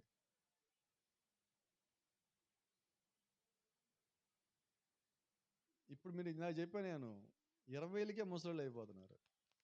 మరి 20లకే ముసలోళ్ళు వృద్ధులు అయిపోయి కొద్దిమంది చూడండి, కింద కూర్చొని లేవమండి 20 ఏళ్ళ వాళ్ళని 2 సార్లు లేపండి చాలు. ఏమంటారు? అమ్మా ఏసయ్య, ఏసయ్య అన్నారు వాళ్ళు. చిన్నపిల్లలు కాళ్ళు నొప్పులు అంటారు. 5 ఏళ్ళు 10 ఏళ్ళ పిల్లలు, 7 సంవత్సరాల పిల్లలు కూడా వచ్చి కాళ్ళు నొప్పులు పాస్టర్ గారు ప్రార్థన చేయండి, నడురిని పాస్టర్ గారు ప్రార్థన చేయండి అంటున్నారు. అదేంటి అర్థం కాదు. మరి స్కూల్ పుస్తకాల వల్ల అవుతుందా, లేదంటే వాళ్ళు తినే బలమైన ఆహారం ఉంటుందో తెలియట్లేదు. ఏదేమైనప్పటికీ వాళ్ళ పరిస్థితి ఎలాగుంది ఇప్పుడు? ఆ, మనం వాళ్ళని తిడుతున్నాం. చాలామంది చూడండి, స్కూల్కి వెళ్ళేటప్పుడు పిల్లలు కాదు తల్లులు మోస్తాడు స్కూల్ పుస్తకాల బస్తాని. ఆ బియ్యం బస్తా, పుస్తకాల బస్తా, దాని నీళ్ళే మోస్తున్నారు. కారణం ఏంటంటే వాళ్ళ దగ్గర లేదండి, శక్తి లేదు. అలాగంటే దాంట్లో మనం జీవిస్తున్నాం. ఇప్పుడు మనం వయసు ఎంత? ఇంకొకటి, ఈరోజు మీరు 7, 8 కూడా కాదు, 6 సంవత్సరాల వయసు పిల్లలతో మీరు మాట్లాడలేరు ఎవరు ఇక్కడ ఉన్న వాళ్ళలో. వాళ్ళకున్న జ్ఞానం మీకు లేదు. మీరు పోటీ కూడా పడమాకండి వాళ్ళతో, వదిలేయండి అంతే. వచ్చిన సంగతి జ్ఞాపకం చేసి నేను ముగిస్తా. ఒకసారి చిన్న పిల్లోడు ప్రార్థన చేస్తున్నాడు. ప్రభా నాకు ఐస్ క్రీమ్ కావాలి, 10 రూపాయలు కావాలి, ప్రభా ఐస్ క్రీమ్ కావాలి, 10 రూపాయలు కావాలి, ప్రార్థన చేస్తున్నాడు. వాళ్ళ నాన్న చూశాడు పక్కన. ఏం ప్రార్థన రా ఇది? 10 రూపాయల కోసం ప్రార్థన ఏంటరా? ఐస్ క్రీమ్ కోసం ప్రార్థన ఏంటరా? బుద్ధి జ్ఞానం కావాలని ప్రార్థన చేయరా అన్నాడు. ఆ పిల్లోడు అంటున్నాడు, ఎవడికి ఏం కావాలో అది ప్రార్థన చేయాలి డాడీ అన్నాడు. మీకు అర్థమైంది అనుకుంటున్నాను నేను. ఏమన్నాడు? నాకు 10 రూపాయలు ఐస్ క్రీమ్ కావాలి, నాకు ఇదే గుర్తుదే ప్రార్థన చేస్తున్నా, నీకే గుర్తు, నేను అదే ప్రార్థన చేసుకో అన్నాడు. అర్థమవుతుందా? అప్పుడు జాగ్రత్త, ఆలోచించేటప్పుడు, మాట్లాడేటప్పుడు. ఎందుకని ఈ మాట అన్నానంటే, వాళ్ళకి వయసు పెరగలేదండి, ఆలోచనలు పెరిగిపోయినాయి. అలాగే వృద్ధాప్యం కూడా ముందే వచ్చేసింది వాళ్ళకి. నిన్న అనుకుంటా మైకేల్ మా మెసేజ్ ఏదో అంటుంది, లోపల వెళ్ళి స్మైల్కి ఏదో ఏదో ఉంటే బెడ్ ప్లేట్ తీసుకెళ్ళామో స్మైల్ని ఎవరు అన్నారు మొత్తానికి. మంచం దిగడానికి అన్నాడు, నాకు కాళ్ళు నొప్పిగా ఉంది, నేను కిచెన్లోకి పోలేనట్టున్నాడు. అసలు కాళ్ళు నొప్పి అనే పదం ఎట్ట తెలిసింది మాకు తెలియటం లేదు. కొద్దిసేపు అయ్యాక బస్ అక్కడితో అయిపోతే పర్వాలేదు, ఏమోలే ఆడాడో పరిగెత్తాడు అనుకోవచ్చు. ఒక 5 నిమిషాలు అయిన తర్వాత కిందకి దిగా అంటున్నాడు, అటు ఇటు నడుస్తున్నాడు. ఏంటి మా మిస్, ఏంటి నడుస్తున్నావు అంది. ఇప్పుడు నా కాళ్ళు బాగానే ఉన్నాయి, ఇప్పుడు లోపలికి వెళ్తాను అంటున్నాడు. నా మాటలు మీకు అర్థమవుతుంది అనుకుంటున్నాను. అంటే ఏమైందంటే వయసు పెరిగిపోతూ ఉన్నది, ఆలోచనలు పెరిగిపోతూ ఉన్నాయి, త్వరగా వృద్ధులైపోతున్నారు, బద్ధకం పెరిగిపోతున్నది. మొబైల్ సగం పెంచింది బద్ధకం. ఇంట్లో అన్నిటికైనా బద్ధకం పెంచితే అంటే మిక్సీ ఒకటి బద్ధకం పెంచినది, వాషింగ్ మిషన్ ఒకటి బద్ధకం పెంచింది, గ్యాస్ పే ఒకటి బద్ధకం పెంచింది. పొద్దున మీకు ఎవరు తెలియని రహస్యం ఒకటి చూస్తే ఒకటి జరిగింది ఇక్కడ. నేను అలా వెళ్ళిపోతా ఉండగానే ఎందుకో వెళ్తా మళ్ళీ వెనక్కి ఇటు పక్కన సందులో చూశాను నేను. సిరి అక్కడ ఉన్నది, రోడ్ల పచ్చని పడుతుంది. నేను ఆగిపోయి ఆశ్చర్యపోయి వెనక్కి వెళ్ళి చూసి, ఎందుకంటే నేను చూడలా, చాలా కాలం అయిపోయాను సంఘటనలు చూసి. సాధ్యమైన అసలు వెనక చూసి మా నువ్వేనా అని అడిగేళ్ళి అనమాట లోపల నుంచి, అక్కడి నుంచి. ఎందుకంటే ఈరోజు నేను చెప్తా ఉన్నాను, ఆ అమ్మాయి గురించి చెప్పడం అని కాదు, ఇక్కడ అలాగైపోయాం మనం. ఏదైనా పని చేయమంటే ఎలాగున్నాం? వృద్ధులం. కానీ అదేంటి నాకు అర్థం కాదు, తినమంటే వృద్ధులం అవ్వం. ఎస్తానునా చెప్పు, ఏదో ఒకటి ఎస్తని చెప్పండి నాకు. లేదా పాస్గా నువ్వు తప్పు, మేము తింటాం కూడా వృద్ధులమే అంటారు, అది కూడా అనండి, అదే అనిపించుకోవడానికి నేను పర్వాలా. పని చేయమంటే వృద్ధులము, పరిచయం చేయమంటే వృద్ధులము. కానీ 100 రూపాయలు ఇస్తా, 10,000 ఇస్తాను, ఆస్తి పంచాలనుకుంటున్నాను. ఇప్పుడు చెప్పండి, నేను వృద్ధులే నాకేమిస్తా ఎవరికి నిచ్చేయరాదా అంటారా? ఆ. నాకు ఆ ధైర్యం ఉంది. మా నాన్న మా ఇంటికి వచ్చి ఇదే మార్చి నెల 9వ తారీఖు, డేట్ కూడా గుర్తుంది కరెక్ట్గా, ఇదే రోజు కాబట్టి చెప్తున్నా, 2006 మా ఇంట్లోనే ఉన్నాడు అప్పుడు మా డాడీ వచ్చి. ఇక్కడ గుంటూరులో పాత చర్చి స్థలం కొన్నాం ఆ రోజు. ఆ డిస్కషన్ జరుగుతుంది, రిజిస్ట్రేషన్ అంతా అయిపోయిందని. ఆ రోజు మా డాడీ ఇంట్లో ఉండి, ఏదో స్థలం మీద కొనాలనుకుంటున్నావు, మరి నాకు వచ్చింది మొత్తం డిస్ట్రిబ్యూట్ చేసేసి అందరిది అయిపోయింది, నీకే ఇవ్వాల్సింది, నీ వాటా నీకు ఇచ్చేస్తాను. నాకు వాటాలో దేవదులు మా ఇంటే ఉండు చాలని చెప్పి ఈ రోజు వరకు కూడా ఆయన దగ్గర ఏమీ తీసుకోవాలా. ఎందుకంటే నేను అవి తీసుకోవడానికి సిద్ధంగా లేను. దేవుడు నాకు ఏది ఇచ్చాడో దానికి నేను సిద్ధంగా ఉన్నాను. ఏమైనా ఇంకొకరి మీద ఇందాక మీరు చెప్పినట్టుగా మనుషులను ఆధారం చేసుకొనక చేస్తే నేను చేశానని ఎవరు అంటారో ఆ మాట నాకెందుకు, ప్రభువు చేశాడని చెప్పుకుంటే మేలు కదా అన్నదానికే తిరుగుతా ఉన్నాం. ఈరోజు తిప్పలు పడ్డామో, తంటాలు పడ్డామో, కష్టాలు పడ్డామో, ఇదిగో ఈ రోజు ఇక్కడ దాకా ఇలా తీసుకొచ్చాడు దేవుడు. ఇక్కడ దాకా తెచ్చిన దేవుడు ముందు తీసుకుని పోతాడండి. ఎందుకంటే నా దేవుడి మీద నాకు నమ్మకం ఉండదు. నడి సముద్రంలో వదిలిపెట్టిపోడు. ఇక్కడ దాకా నడిపించాడా, నన్ను నడిపించగలడు. ఇక్కడ దాకా నడిచామా, ఇంతకు ముందు కూడా నడవగలం, ఇంకా ముందు కూడా నడవగలం. కాబట్టి ఈ శరీరం ఇక్కడ దాకా వచ్చింది, ఈ గుడారం ఇక్కడ దాకా వచ్చింది, ఈ శిథిలమైపోయిందా, వేరే గుడారం రెడీగా ఉన్నది. నాకు నమ్మకం ఉన్నది అవతలడికి పోతానని. మీకు ఎవరికైనా నమ్మకం ఉండదా? ఒకవేళ మీరు వృద్ధులై ఉంటే, నువ్వు యవనస్తులైన వృద్ధులైనా సరే, అక్కడికి వెళ్ళాక నీ శరీరంలో ఉన్నది మొత్తం పోయి నిజమైన యవనస్తులుగా నువ్వు మారుతావు. దేవుణ్ణి నమ్ముదాం, వాక్యాన్ని నమ్ముదాం. ఏ గుడారం పోయినా వేరే గుడారం మనకి రెడీగా ఉండదు. ఈ గుడారం శిథిలమైపోయినప్పుడు ఆ గుడారము పనిచేయటం బిగిన్ చేస్తుంది. ఈ గుడారం నుంచి ఆ గుడారంలో వెళ్ళటానికే నువ్వు సిద్ధపడవలసి ఉన్నావు. God bless you. దేవుడు మిమ్మల్ని దీవించును గాక. షలోమ్.